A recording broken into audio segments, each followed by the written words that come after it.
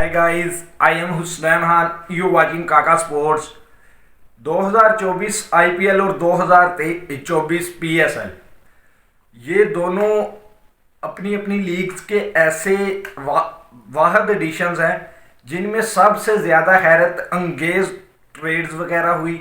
और टूर्नामेंट शुरू होने से कितने महीने पहले ही सुर्खियों में ये दोनों टूर्नामेंट, पाकिस्तान में पीएसएल, जबकि इंडिया और बाकी जहाँ जहाँ भी एशिया क्रिकेट देखी जाती है वहाँ पे आईपीएल हर जगह पे मौजूए बहस रहा।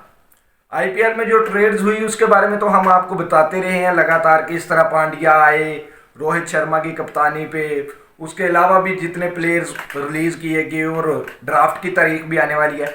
लेकिन उससे पहले पीएसएल का ड्राफ्ट है जो इसी महीने की 13 तारीख को लाहौर में होगा। ड्राफ्ट से पहले ही जिन टीमों ने आपस में ट्रेड्स वगैरह करनी होती है वो कर लेते हैं ताकि वो प्लेयर फाइनल और उसके बाद फिर ड्राफ्ट को आगे बढ़ाया जा सके। तो इस मरतबा भी ट्रेड्स हुई, बड़ी ट्रेड्स हुई। यहाँ तक कि कराची किंग्स के कैप्टन जिन्होंने कराची किंग को जो वाहिद टाइटल जीता है, माद वसीम, उन्होंने जिताया था, उन्होंने कराची किंग्स भी छोड़ दी। मोहम्मद आमिर कराची किंग्स से निकल गए, शान मसूद कराची किंग के कैप्टन बन गए और इस तरह के बेशुमार बड़े वाक़यात और बड़ी बातें हो चुकी हैं। लेकिन सबसे ज़्यादा तवज्जो हासिल की नसीम शाह ने। नसीम शाह जो कि पाकिस्तान के इस वक्त one of best fast bowler हैं और वो पिछले 3 महीने से अपने शोल्डर इंजरी की वजह से क्रिकेट से दूर है और वो अपने डेब्यू से लेके अब तक लगातार कोयटा ग्लैडिएटर की नुमाइंदगी कर रहे थे सरफराज अहमद की कप्तानी में। लेकिन इस मरतबा जब वो इंजरी से रिकवर कर रहे थे, इंजरी से याद आया, आपको गुड न्यूज़ देते चलें कि नसीम शाह की इंजरी 100% ठीक हो चुकी है और अब उन्होंने वर्कआउट शुरू भी कर दिया है और आने वाले चंद दिनों में इंशाल्लाह अच्छी खबर मिलेगी कि नसीम शाह मुकम्मल तौर पे फिट भी हो चुके हैं। तो बात कर रहे थे नसीम शाह के बारे में। नसीम शाह ने टूर्नामेंट के जब ड्राफ्ट और ट्रेडिंग्स की बारी आई, नसीम शाह ने पहले ही बोल दिया कि मैं इस मरतबा पर्सनल रीज़न की वजह से कोयटा ग्लैडिएटर को छोड़ना चाहता हूँ। तो सबसे पहले मैदान में कूदे जावेद अफरीदी। हस्ब रवायत वो हमेशा इस तरह की ट्रेड्स में आगे होते हैं। उन्होंने अच्छी खासी जो है ना इस पर बातचीत भी की और एक मरतबा तो ऐसा लगा कि शायद नसीम शाह पेशावर ज़ल्मी ज्वाइन कर चुके हैं, बाकायदा कॉन्ट्रैक्ट साइन कर चुके हैं। इस तरह की भी खबरें निकल के आई लेकिन उन खबरों में कोई सदाकत नहीं थी। उसके बाद मुल्तान सुल्तान के ओनर्स की जानिब से भी इसी तरह की बातें निकल के आने लगी कि नसीम शाह इस मरतबा हमारी तरफ से खेलेंगे। लेकिन एंड और इस वक्त तक जो खबर आई है और जो तकरीबन कंफर्म बताई जा रही है वो ये खबर है कि नसीम शाह इस्लामाबाद यूनाइटेड की जानिब से खेलेंगे और इस्लामाबाद और कोयटा की ये ट्रेड हो चुकी है और नसीम शाह के बदले एक नहीं बल्कि 2 प्लेयर देने को तैयार हो गई है इस्लामाबाद यूनाइटेड। जावेद अफरीदी ने बताया था अपने ट्वीट में कि हम नसीम शाह से इसलिए मुआहदा साइन नहीं कर सके क्योंकि कोयटा वाले कह रहे थे कि हमें नसीम शाह के बदले 3 प्लेयर दिए जाए। 3 प्लेयर तो खैर इस्लामाबाद ने भी नहीं दिए लेकिन 2 प्लेयर्स का कहा जा रहा है और 2 अच्छे प्लेयर्स हैं वो इस वक्त की क्रिकेट में। पहले फास्ट बॉलर वसीम जूनियर जबकि दूसरे मिस्ट्री स्पिनर अबरार अहमद। अबरार अहमद ने इस्लामाबाद की जानिब से सिर्फ 1 सीज़न खेला है जबकि वसीम जूनियर लगातार 7 सीज़न इस्लामाबाद की जानिब से खेल चुके हैं।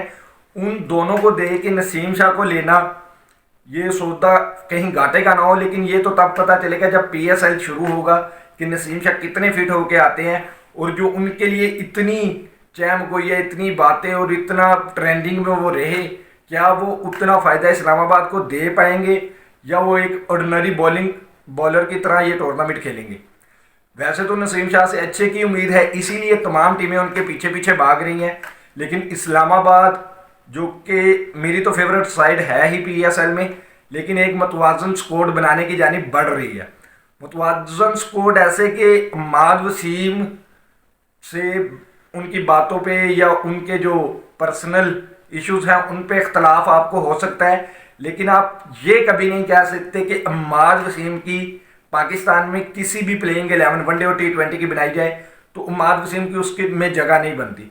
हत्ता कि अगर आप नेशनल टीम की भी प्लेइंग 11 वनडे और T20 की अब से लेके पिछले 4 साल से अब तक जब मर्जी बैठ के बना लें, माद वसीम 100% आपकी प्लेइंग 11 में होंगे, क्योंकि उस तरह का बॉलर और उस जगह पे और उस लेवल के साथ बॉलिंग और बैटिंग शादाब खान ने थोड़ा अरसा की सही, लेकिन शादाब खान से माद वसीम तब ही बहुत आगे थे और अब उन्हें क्रिकेट से दूर हुए भी 2 साल हो चुके हैं और शादाब खान की परफॉर्मेंस दिन ब दिन नीचे आ रही है।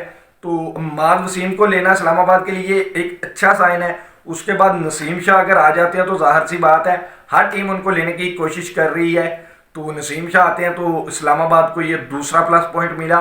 यहाँ पे तीसरा और सबसे अहम प्लस पॉइंट इस्लामाबाद के पास पता क्या है, 13 तारीख को होने वाले ड्राफ्ट की इमर्जिंग कैटेगरी में पहली पिक इस्लामाबाद को हासिल है और इस्लामाबाद की नज़रें किसी और पे नहीं, नसीम शाह के छोटे भाई 17 साल हुसनैन शाह पे हैं।